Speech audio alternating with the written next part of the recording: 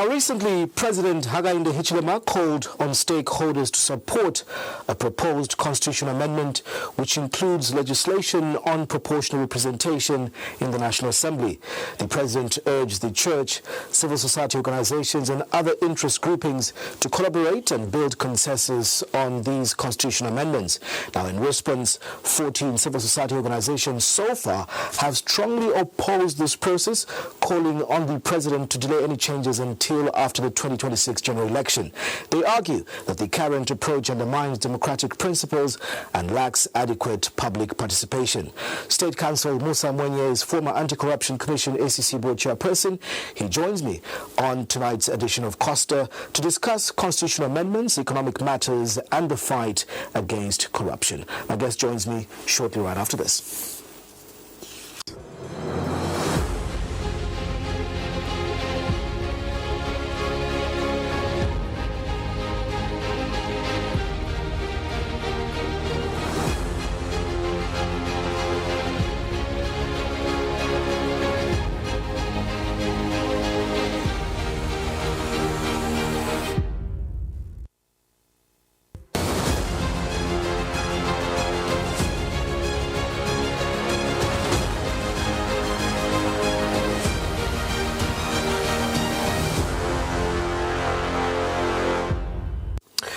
Now, recently, President Hakainde Hichilema called on stakeholders to support a proposed constitutional amendment which includes legislation on proportional representation in the National Assembly. The President urged the church, civil society organizations and other interest groupings to collaborate and build consensus on these constitutional amendments. Now, in response, 14 civil society organizations so far have strongly opposed this process, calling on the President to delay any changes until after the 2026 general election. They argue that the current approach undermines democratic principles and lacks adequate public participation. State Counsel Musa Mwenye is former Anti-Corruption Commission ACC Board Chairperson. He joins me on tonight's edition of Costa to discuss constitutional amendments, economic matters and the fight against corruption. My guest joins me shortly right after this.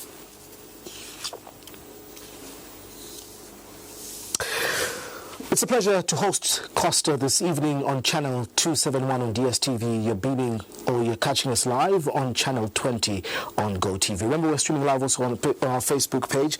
It's Diamond TV Online as well as Diamond Media Zambia.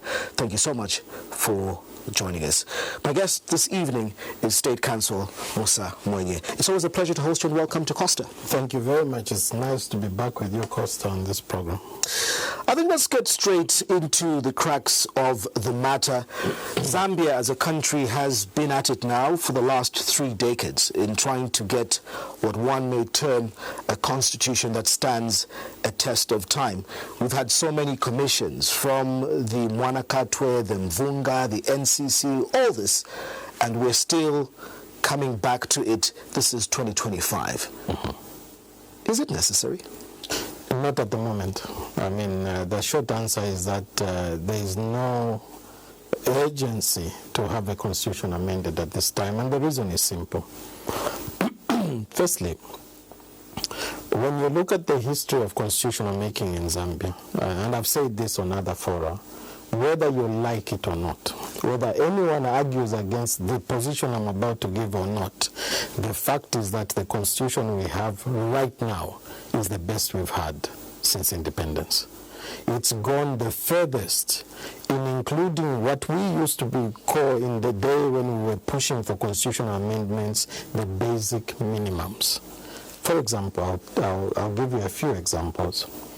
Before the 2016 amendment, we didn't have a presidential running mate clause.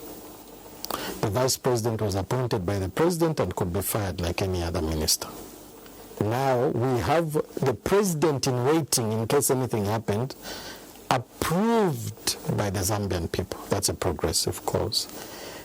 Previously, we had first past the post presidential election, which essentially meant that we could have a minority president ruling, and it happened before. The first time President Mwenye won the election, he won by about 27%. what that meant is that there was a huge chunk of the Zambian populace that said, maybe not this particular political party or person. Now, we changed that to at least 50%, which means, I know some people say 51%, no. 1% may be a huge chunk, but it's 50% plus one vote. So any person who gets one vote more than 50% wins the election. And this constitution also provides that there should be a presidential presidential election runoff within 37 days of the election if there is the announcement of the result, if there is no clear winner, more than 50% of the votes. That was a progressive clause. We had clauses like the speaker taking over if the current holder of the position is challenged in court on the election. The speaker takes over. We never had those particular clauses. And the list goes on. Declaration of assets by public officers. I know that my brother, the learned Attorney General, has said that there is no law requiring declaration of assets. But the Constitution actually says that there should be a law that prescribes public office holders, which includes from the president down, to declare assets upon entering office and leaving office. So I would have hoped to hear the learned Attorney General giving us a position on when his office will draft a law to comply with the Constitution. Great point you make there, and I hope that we get back to that when we discuss issues of corruption. But let's take it back to 2016, State Counsel. I think some of the provisions you rightfully talk about were actually amended in the Act number 2 of 2016. Correct. Come 2020-2021, the PF then brought about what was famously known as Bill 10, and the UPND then, in opposition, clearly didn't support this. At the time when we were trying to amend the Constitution in 2016, again, in the cycle of an election, part of the UPND, then in opposition, their campaign was to abscond even the referendum to look at the Bill of Rights. One would say that our Constitution tackles very ably issues to do with civil and democratic liberties. I think what many civil society and NGOs have been pushing for is the expanded, Bill of Rights to include social and economic and cultural, aspects. What, in your own perspective, then has changed on the position that the UPND now in power, opposing Bill 10, and probably trying to bring in back some of those proponents that were part of Bill 10? What has changed? I'm not sure, and it would be interesting to ask those who are proposing an amendment so close to the election. It would be interesting to hear them explain why. I haven't heard myself any convincing reason for it. But there is a reason for caution, even for those within the ranks of those who are proposing this. Costa, we have had 4 political parties leading this country, if I'm not mistaken. We had UNIP, we had the MMD, we had the PF, now we have the UPND. Of those 4, 3 are former governments, or former ruling parties. And of those 3, 2 lost office because they had proposed amendments immediately before an election. You've talked about Bill 10 in 2019. That was introduced. But what you may not have said is that in 2010, the MMD also presented a bill which failed as well. So these constitutional amendments and proposals to amend the Constitution are actually perilous to a ruling party. Why? Because it's the one point where us as Zambians converge. It doesn't matter my political views. If I'm in civil society, wherever I stand, when it comes to the Constitution, recent history has shown that we converge and unite. Because this is a fundamental document, and we know that when it's changed, we are changing the very fabric of our democracy. And it's very clear to create very easy to create a monster in this democratic space if we don't manage the way we change this document. So it's not even a safe thing for ruling parties to rush into, because it's something that us Zambians don't like. But when you're talking about constitutional liberties, constitutional issues, it goes beyond partisan lines. I have said before and I'll say it again. We have many pressing issues. Poverty is a big issue in this country, and poverty knows no party. It knows no tribe. It knows no region. We are all affected by the current economic challenges.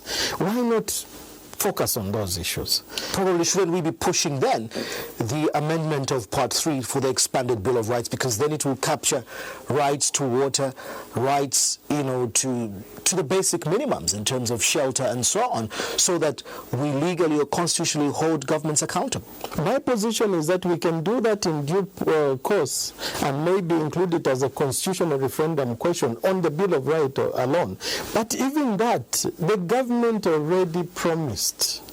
Every party comes with manifestos. Every president makes pronouncements and promises. You don't need Part 3 rights for a government to fulfill them. In any case, usually Part 3 rights are non-justiciable, meaning you can't sue upon them.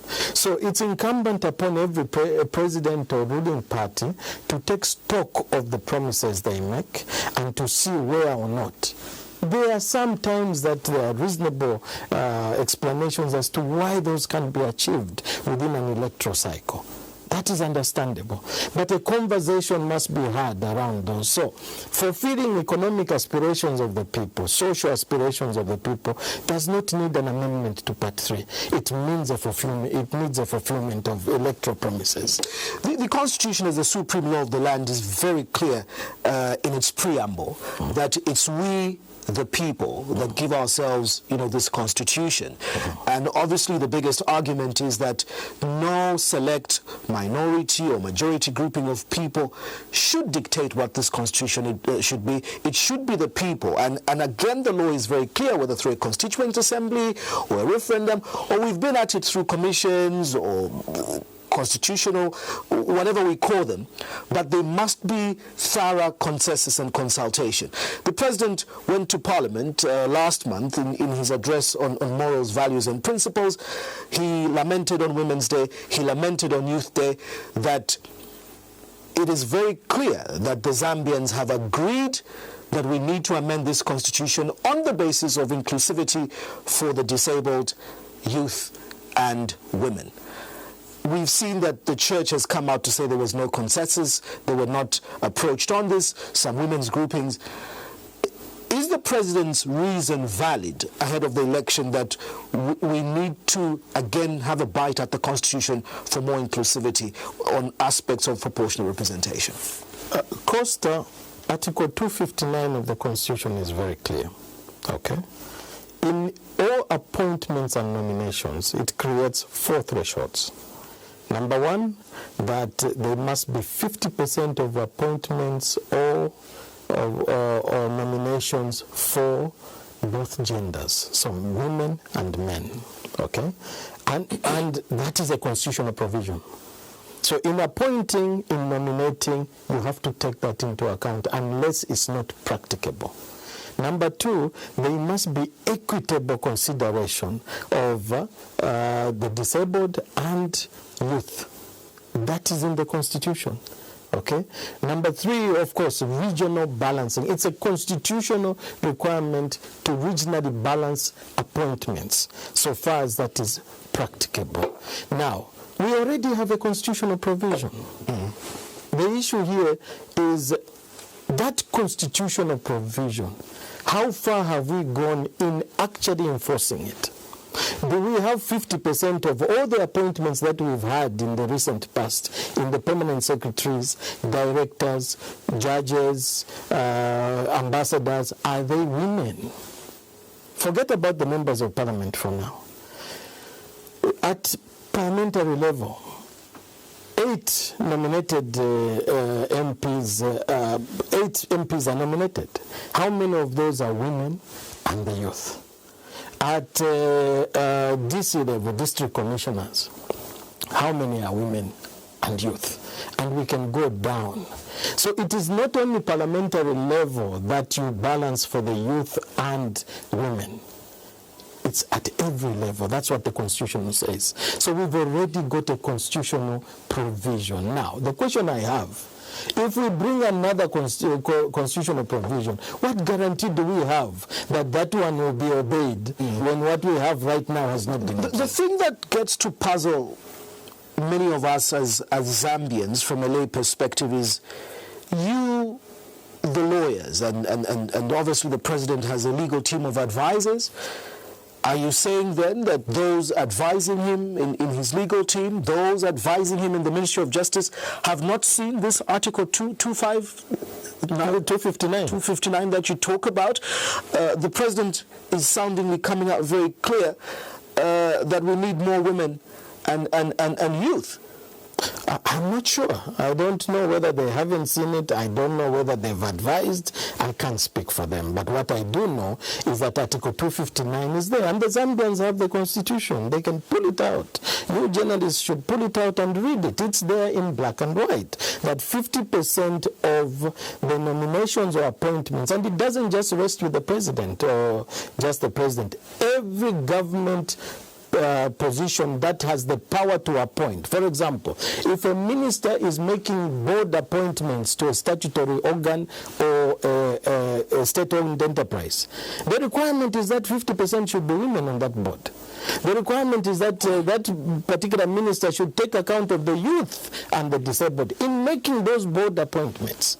If you are making appointments at any level or nominations at any level, when you are nominating, as long as it's government, there is a requirement that should be taken into account. Have we seen any attempts to really align with this constitutional provision?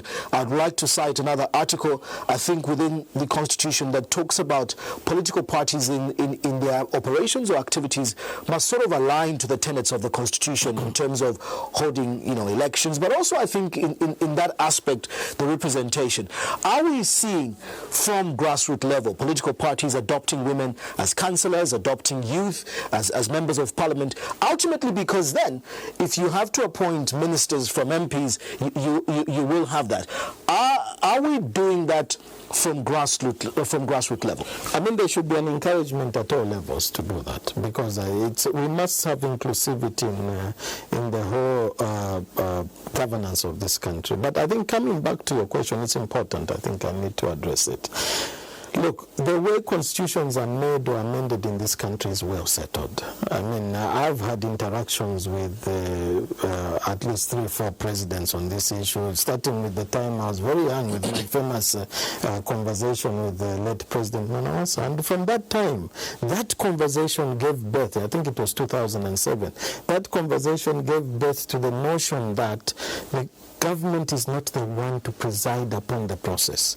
The government should facilitate the process. And if you remember, that's when we had the first National Constitutional Conference. And the idea behind the National Constitutional Conference was that the cabinet should not be the ones to come up with what is called a white paper, which is the paper that says this is what the people want.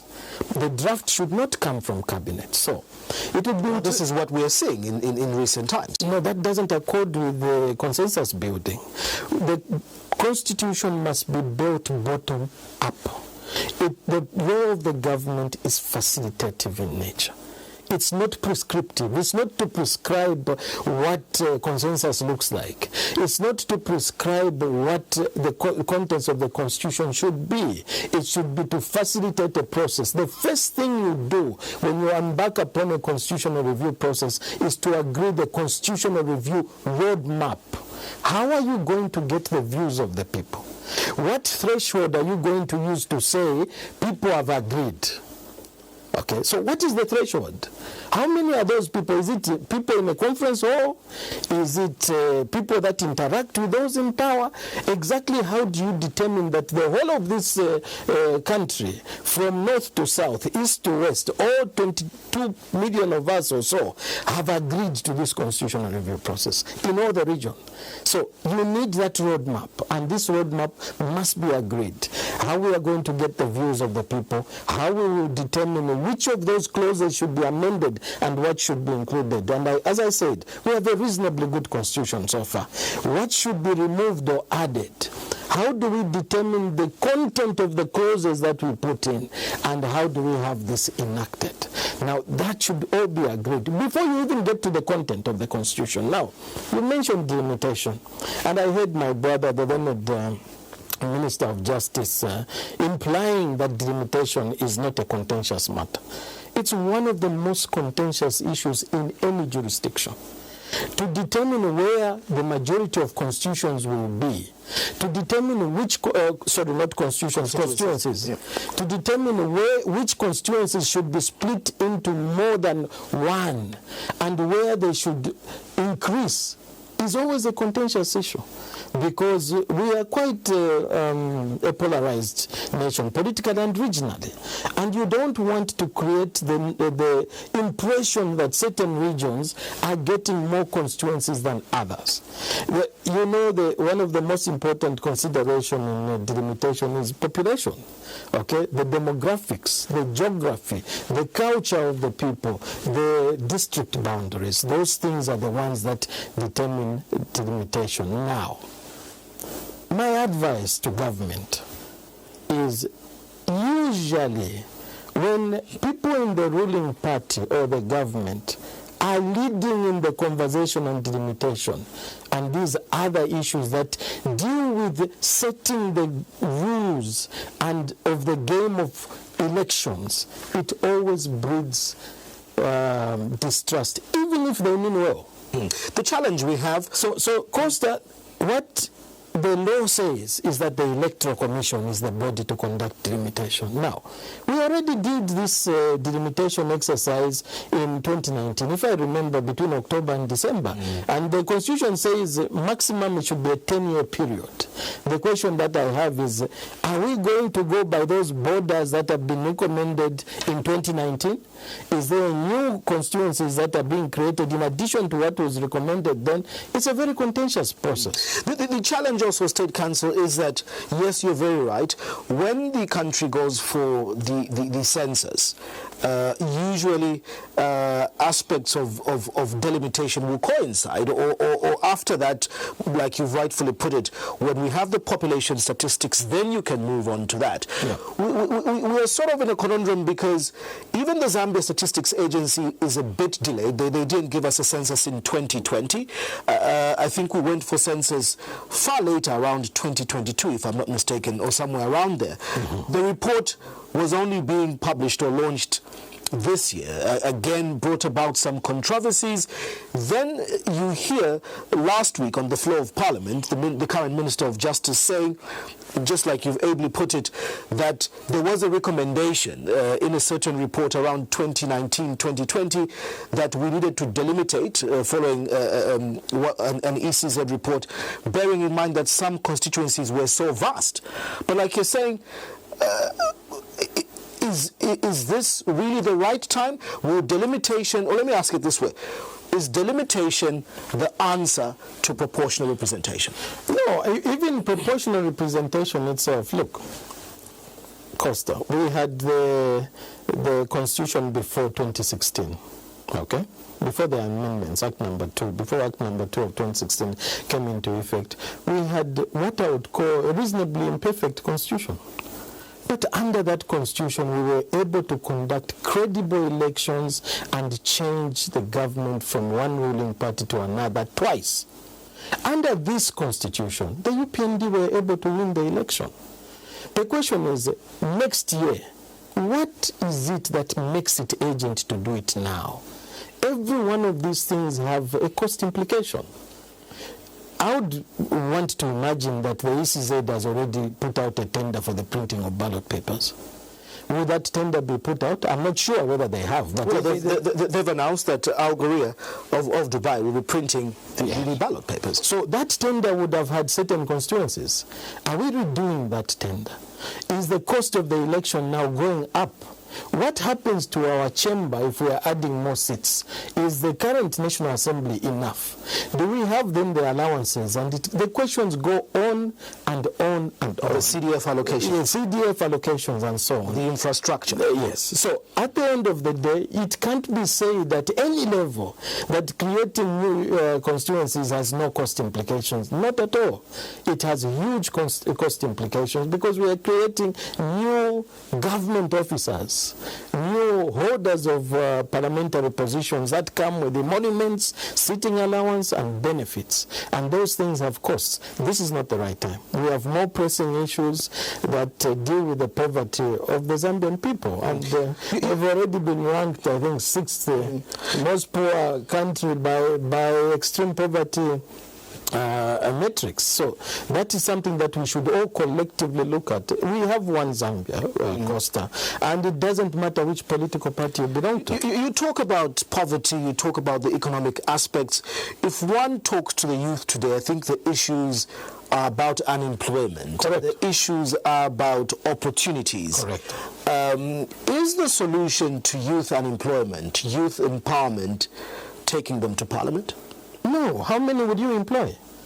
Okay, the last proposal was about creation of 90 new seats in Parliament. So you create 90 new seats in Parliament and then you create 90 jobs. At what point is that going to create more jobs? The very least, the best jobs that you can create are in industry. They're in an enabling environment. There's an environment which enables the youths themselves to make money and employ other youths to make money. Okay? We don't have that. We have done some work on the Copper Belt in terms of getting investors into the mines. How is that going? We need to ask.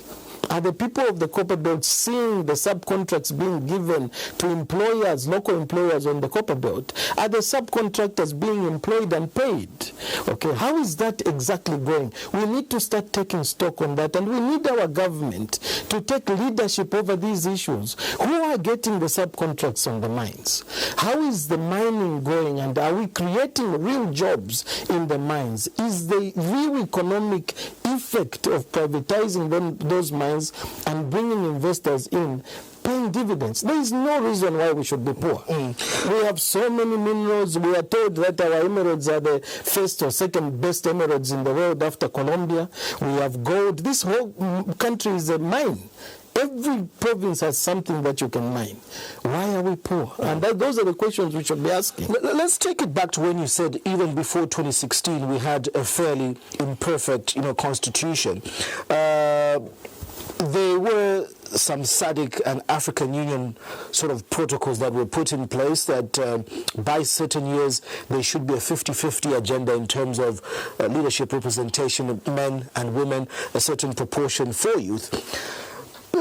Before 2010, I think under the MMD regime, we were ranking around 14% women representation in Parliament. Since 2011, we seem to have been going, backwards. I think the PF post-2015 gave us the first, female vice president. We've seen the UPND follow suit.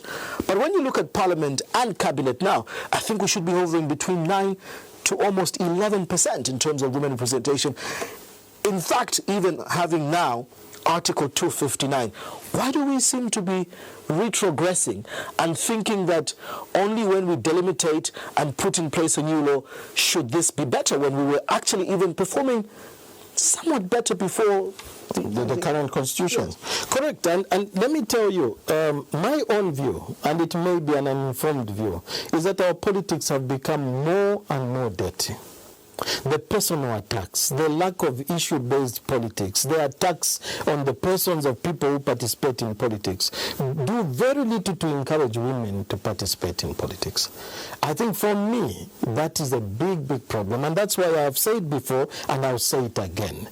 issue-based politics, debates are the best for this country.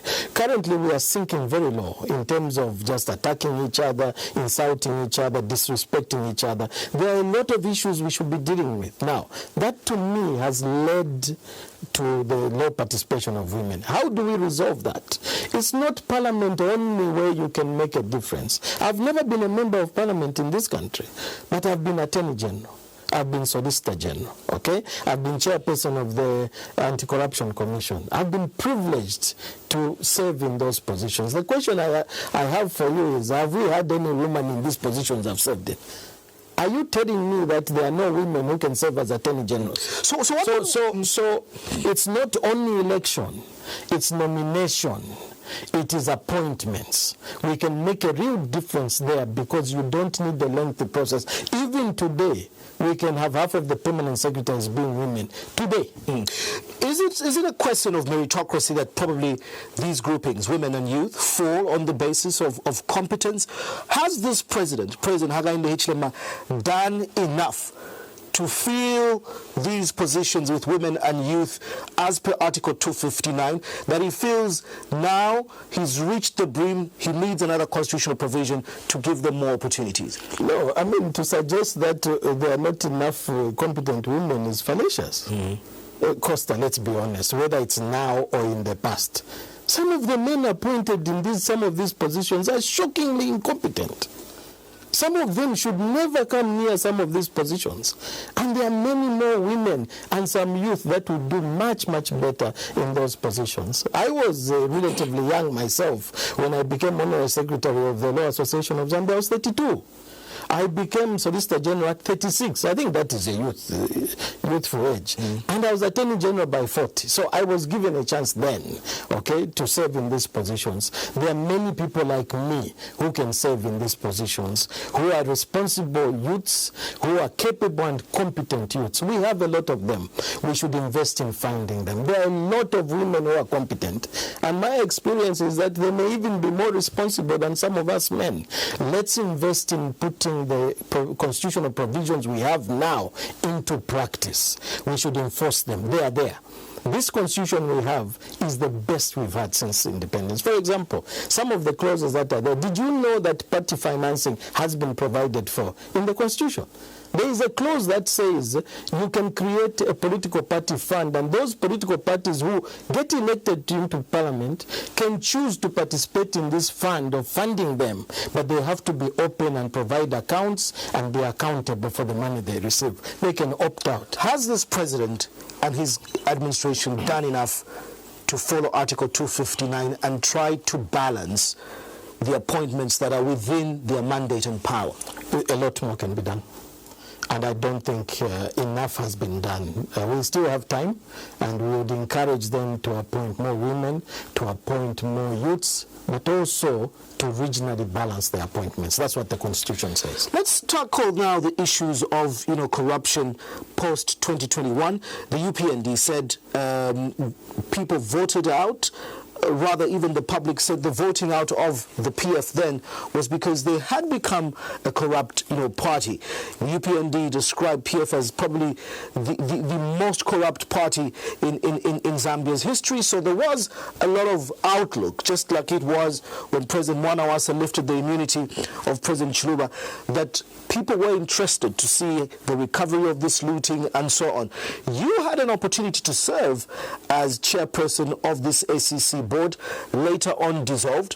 When the president was appointing the new board that took over from you, he said, and the instructions I quote, do not be like your predecessors that were grandstanding to the press, grandstanding to the public. Before they investigate, they grandstand. What is your reaction to that? Well, I don't want to second guess the president or interpret his words, but I can say what we experienced. I'm not sure there was any grandstander in that board.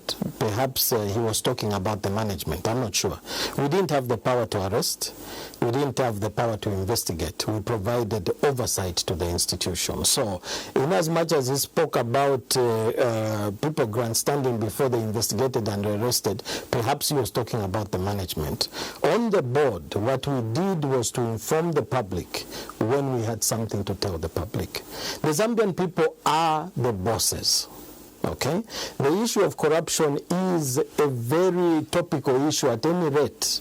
And the Zambian people are entitled to be given timely reports. Okay? For example, as chairperson of the board of the Anti-Corruption Commission, I made my views well known about declaration of assets. I declared my assets. I didn't talk about things that I haven't done myself. When I got into that role, I complied with the law by declaring my assets. Even when the board was discharged, there was no legal requirement, and I've heard a lot of people talking about there's no law requiring certain officers to declare their assets, then there's no problem with them not declaring. But there's a moral authority that you derive from leading by example, even if there is no law. So there was no law to require me to declare my assets, but I served in the Anti-Corruption Commission. I declared my assets so that I can show that I didn't abuse my position and enrich myself. Okay, probably the questions, sorry just to cut you in your tracks, probably the question that many Zambians have, State Counsel Mwenye, is that did you run a failed board, or did you as chairperson fail to effectively run the Anti-Corruption Commission and its board to the expectations of the Zambian people as your position was ratified by Parliament and to the Constitution that you swore, to uphold? Yeah. We ran the board to the best of our ability. We succeeded in expanding the operations of the Anti-Corruption Commission to 10 provinces. We found, I think, 4 or 5 functional vehicles. We increased them to over 50. We made the Anti-Corruption Commission functional. But then, there are structural deficiencies. The board doesn't arrest. The board doesn't investigate. And that is why when we saw that we faced structural difficulties internally, we made our misgivings known. We made it very clear that it's not enough to fight past corruption without fighting current corruption. My views are on the record. Other board members spoke out. Where we saw that we were being given structural inhibitions to conduct our work, we made those inhibitions known, not only publicly, but to the appointing. What do you mean structural inhibitions? Would I be correct to say that there was interference from the executive? I would tell you that the board was completely locked out from briefings by the management. But what does the requirement state? Doesn't the executive or the ACC director report to the board? That is supposed to be the case. But this is where there is a monster created within the Anti-Corruption Commission. Both the DG and the board is appointed by the president and ratified by Parliament.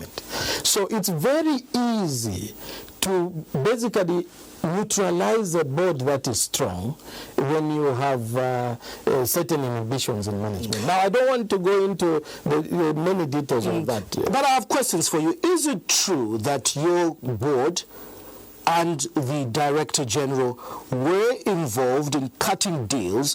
For example, when there's a case being investigated of, say, fraud or money laundering and there's a forfeiture, that somebody would be told, okay, if this is, say, for example, 26 million kwacha, pay back 6 or 20 and the rest can be forfeited. Because those are some of the things we began to hear. If your board was not part of this, were you aware, and why was there such a complicity? Costa, how can a board that is locked out from knowing who is being investigated and who is being arrested, how can they be involved in any of those operational issues? I've just told you, we had a board that had no single briefing under the last DG. And there was a clear position that there was a discomfort to brief the board on any of these issues. Are you saying that your Director General, are you saying your Director General was more powerful than you as chairperson? All I'm saying is that the board of the Anti-Corruption Commission was not involved in the operations of the ACC. And that was the difficulty we faced. And we made it public, and we put it in writing, and the records are there. Impeccable sources say you wrote to the president on these matters.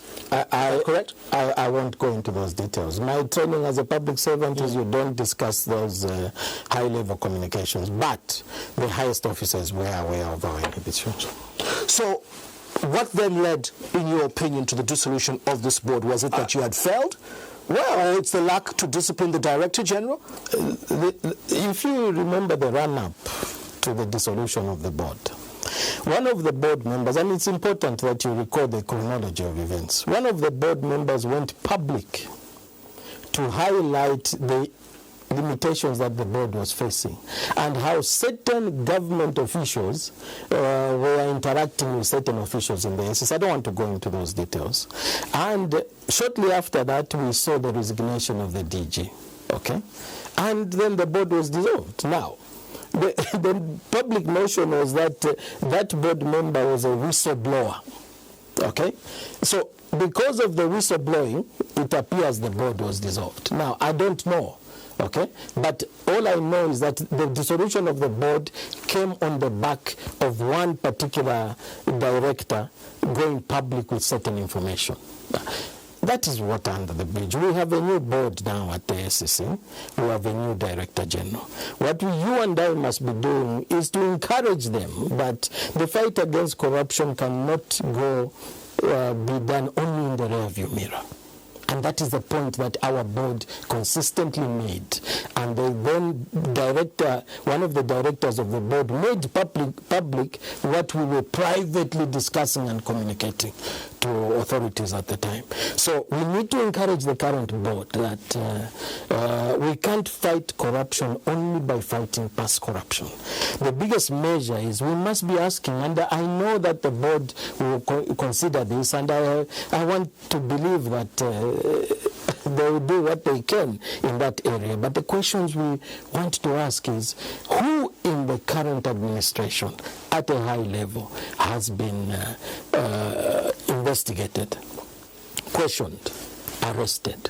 Or are we saying that we are all of a sudden a nation of angels?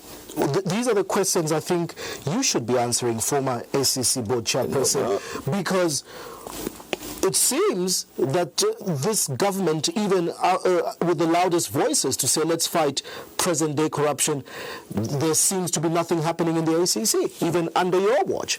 Wow, that is where we had the grandstanding, where the board went out and said, we had no power to investigate, we had no power to arrest. And if those who had the power were not moving, what were we supposed to do? Are you saying then that the Director General then was shielding with influence from somewhere present-day corruption? I don't want to get into those details, but I'm saying to you that the board had no power to investigate and prosecute. And what the board did was to make known the limitations that we were facing, both publicly and privately. As a person who has served in very high offices, Attorney General and board chairperson for this, for the longest, partly the reasons why we've been going at constitutional amendments is to secure or safeguard the tenure of officers such as those that you served in. Having experienced that and the provisions of the Constitution, can an ACC board, a DEC board, Inspector Generals of Police, judges, can they run autonomously? No, the judges have protection. The DG had protection. You see, I think it's not enough to have constitutional provision. I think we must also be careful to choose people of backbone, people who have reasonable resolution in standing their ground. The most important word in a public officer is no. Being able to tell powerful people, no, that can't be done. I served myself as Solicitor General, I served as Attorney General, and I was fired as Attorney General, you know. My board was dissolved, and I consider it an accolade that some of us, maybe our resoluteness and refusal to bend in certain instances, what we get as a reward, it rewards us with being removed, but it's better to be removed for doing what. Does the current Constitution protect tenure of such officers? It protects takes the tenure of the DG but not the chairman of the Anti-Corruption Commission. As you know, we were dissolved. It took one evening and we were dissolved. The Attorney General serves at the pleasure of the President, and I think it's right that an Attorney General should serve at the pleasure of the government because he's a legal advisor. It's just like your lawyer. You should be able to fire your lawyer and appoint another lawyer. Does the current constitution give the presidency excessive powers? It gives it reasonable powers, but even the current constitution, and I must say this, we also don't want a lame duck president. Okay, I am a patriot. I love this country. I would never recommend that you have a lame duck president, but there should be reasonable limitations, okay? So we must move to enforcing the current limitations that our constitution has. Okay? For example, and that's why I'm telling you, this is the best constitution we've had since independence. Previously, you would have a president being elected today, by tomorrow 9 hours they're sworn in. This constitution has said, for example, that you don't swear in a president for 7 days so that you wait for a presidential petition to be filed. And when that petition is filed by a challenger, the speaker takes off. The question is, have we been observing that provision? Okay? I know that in 2016 that provision was not observed, and it wasn't observed by the leadership then. The speaker there didn't take over. We must now start insisting that these constitutional provisions are observed. So we have reasonable limitations. I would never recommend that you have a lame duck president in this country. Finally, on the graft, fight, we've seen in the current process the introduction of fast-track courts in terms of commercial crimes courts and so on. But the president from the executive going onto the floor of parliament announcing that cases should not take more than 5 months. Surprisingly, the Chief Justice also agrees with that notion. Isn't the president a bit overstepping? Should cases be given a time limitation? Is that justice being fair? Look, I mean, everyone aspires that cases should be finished in a reasonably short time. But I do know that the Constitution says that every person should be given a fair trial within a reasonable time. Now, what is reasonable depends on the circumstances of the case. So you can't fault anyone for aspiring that cases should be finished within a short time. But also, we should have an eye on the particular idiosyncrasies of every case. Inbuilt within that, there are appeal processes and so on. So the issue here is what amounts to a reasonable time. I'm not sure that we can cast it in stone. I'm not sure that there's any legal system anywhere in the world where you can. We've tried, even with electoral petitions in this country, to finish them within particular periods, and sometimes it's just not possible because of the particular circumstances of each case. One of the issues that has been quite bitter in the mouths of many Zambians is that firstly we were told, or by investigative wings, huge press briefings of scandals involving corruption, grand theft and so on. Then the NPA fails to get convictions, and now the order of the day is that people are just being arrested on suspicion that you are harboring or have property suspected to be reasonably proceeds of crime, and then it ends into forfeiture and no convictions. No, for me, I think we must have an eye on true fight against corruption, and I think those are modalities of fighting corruption. But the issue here is it must be impartial. It must not be targeted at any particular sector or group of people. We must start from home. Charity begins at home, and how we deal with those of our own household is very important. So for me, the most important thing, we can talk about the modalities of how that is done, but once your corruption starts being viewed as a bludgeoning weapon to hit certain people with, it loses its legitimacy, and it starts being viewed as persecution. The only way corruption fight becomes genuine is when everyone can see, even someone said, look, even that one one was touched. Even that one was touched. And it's not about the particular political formation or group of people I come from. And I think that's what is important. Is that the case now? That's why I've asked. I said the difficulties we had in our board was to keep insisting that we can't keep looking in the rearview mirror, and to ask that we fast track those by the people who had the power to do it. Those cases that dealt with current issues. So I'm not sure that we've heard any announcement of any. We've been told that there are certain ministers that are being investigated and certain top government officials, okay, that are being investigated. It's 4 years. Can you confirm that it's true? Under your watch, there were top government officials and ministers being investigated? The ACC itself announced that. There was an announcement from the ACC after we had left even that there were investigations, and it's inconceivable that an anti-corruption commission like ours would have no investigations over current corruption, okay? But the issue here is there's been no arrest, no investigation. I know some people say that the time is short, but it's not short. In the 3 years that Michael Sata lived in the presidency from 2011 to 2014, you remember what happened to 2014? You remember what happened? There was 3 government ministers, 7, who were fired, investigated, fired, and the prosecution started. They were arrested and prosecution started.